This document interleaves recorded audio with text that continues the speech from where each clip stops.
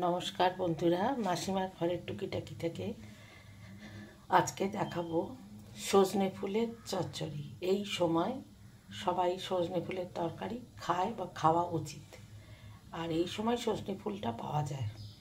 এরপরে তো আর সজনে ফুল হবে না, এবং সেটা খেতে খুবই উপাদেয়, খুব সুন্দর খেতে। আর সবথেকে বড় কথা হচ্ছে এতে কোনো মশলা বিশেষ কিছুই লাগে না, তাই অতি সহজ রান্না করে দেখলে ভালো হয়। সবাই যার মতো নিজের মতন অনেকেই জানে, এটা নতুনত্ব কিছু রান্না না।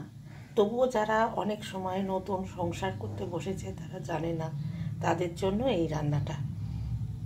তো সেই জন্য বসিয়ে দিয়েছি প্রথমে একটু জল, যেটা গরম হতে দিয়েছি। এইবার এটাতে দেব একটু সামান্য নুন। এটা ফুটে উঠলে তখন এতে সজনে ফুলগুলো দিয়ে দেবো। একটু গরম হওয়ার জন্য অপেক্ষা করছি। এখানে সজনে ফুলের জন্য যে জলটা বসিয়েছিলাম, এবার আমি জলটা ফুটে গেছে, আমি বন্ধ করে দিলাম, দিয়ে এতে সজনে ফুলগুলো ছেড়ে দিলাম। কেন? তার ফলে কি হবে, এগুলো তেতো হয় না, একটু আপিত ভাব থাকে, সেটা যাতে না হয়। ফোটাবো না, জাস্ট নুন গরম জলে একটু ভিজিয়ে ছেঁকে নেব। একটু নাড়াচাড়া করে নিচ্ছি, করে চড়ে নিয়ে গ্যাস কিন্তু বন্ধ করে দিয়েছি। এইবার আমি এটাকে ছেঁকে নেব। এটা জল ঝরতে দিয়েছি, ওটা আগেই ধুয়ে পরিষ্কার করে নিয়েছিলাম।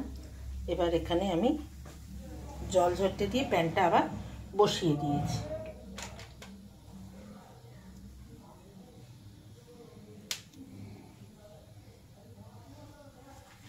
এটা গরম হয়ে গেছে, এবার এটাতে আমি দিয়ে দেবো সামান্য, জলটা শুকিয়ে যাক, জলটা পুরো শুকায়নি, নাহলেই এখনই ফটফট করে ফাটতে শুরু করবে। জল শুকিয়ে গেছে, এবার আমি দিয়ে দিচ্ছি এতে সর্ষের তেল। এটা সর্ষের তেলে করলেই খুব ভালো খেতে হয়, এটা সাদা তেলে করার দরকার নেই। তেলটা একটু দিচ্ছি, তার কারণ হচ্ছে বড়ি ভাজবো। প্রথমে তেলটা গরম হয়ে যাক, তেলটা গরম হলে এতে আমি মটর ডালের বড়ি,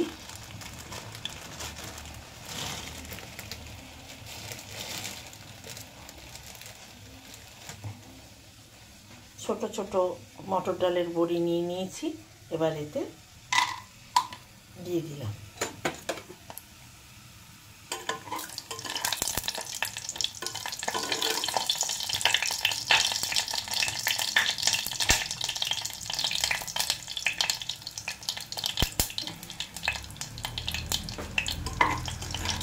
একটু নাড়াচাড়া করে নিয়েছি, করে নিয়ে এবার আমি দিয়ে দিচ্ছি এতে বেগুন।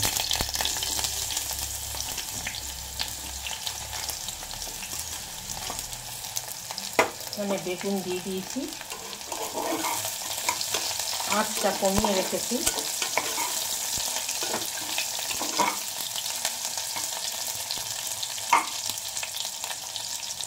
এখন আঁচটা বাড়িয়ে দিলাম। এবার একটু বেগুনটা লাল হওয়ার দরকার নেই, আবার একটু নুন এতে দিয়ে দিচ্ছি। অল্পই নুন দিলাম।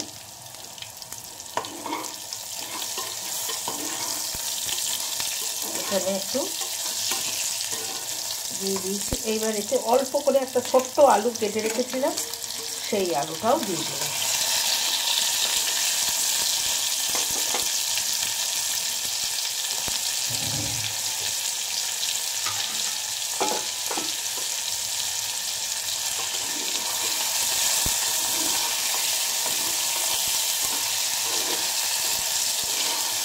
এখানে নাড়াচাড়া করে নিচ্ছি। এতে একটু নুন দিয়েছি, এবার একটু হলুদ দিয়ে দেবো। মশলা না দেওয়া হলেও এটাতে বেশ ভালো খেতে হয়, আর এই সময় খাওয়াটা দরকার, খেতে ভালোও লাগে।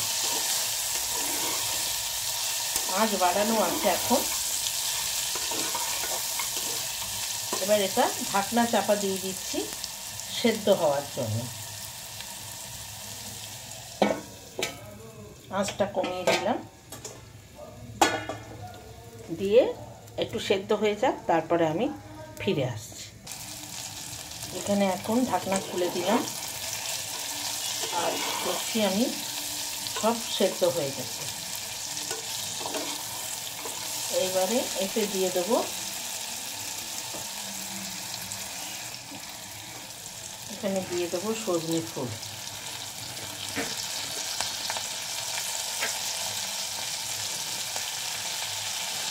আর দিয়ে দেবো দুটো কাঁচা লঙ্কা, মানে একটা কাঁচা লঙ্কা দু টুকরো করে।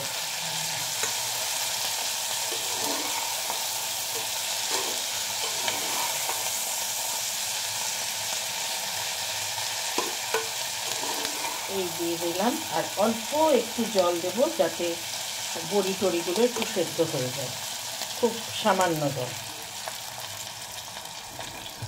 ব্যাস।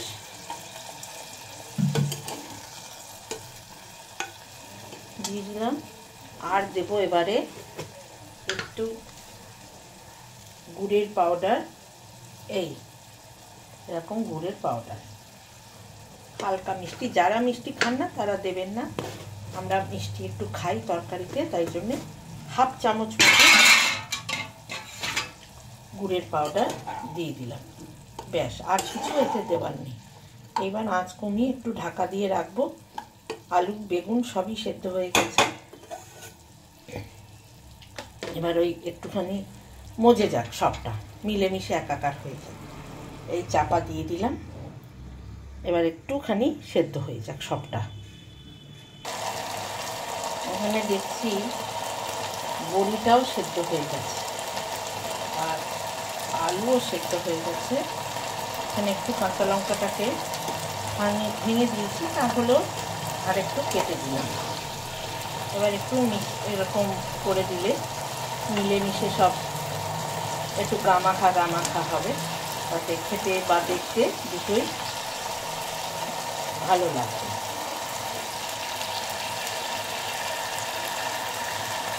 বড়ি বেশ ভালো সেদ্ধ হয়েছে। এতে আর কিচ্ছু মশলা, কোনো বাটনা বা কোনো কিছু দেওয়ার দরকার নেই, এ নিজে নিজেই এমনিতেই স্বাদ হয়ে যায়।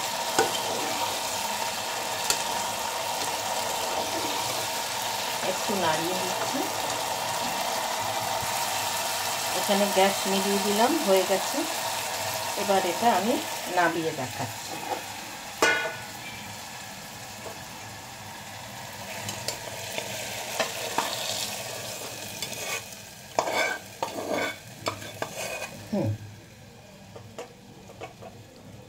এই হয়ে গেল আমার সজনে ফুলের তরকারি। করে দেখবেন, যদি ভালো লাগে তাহলে একটা লাইক আর শেয়ার দিয়ে দেবেন। এই পর্যন্তই শেষ করলাম, নমস্কার।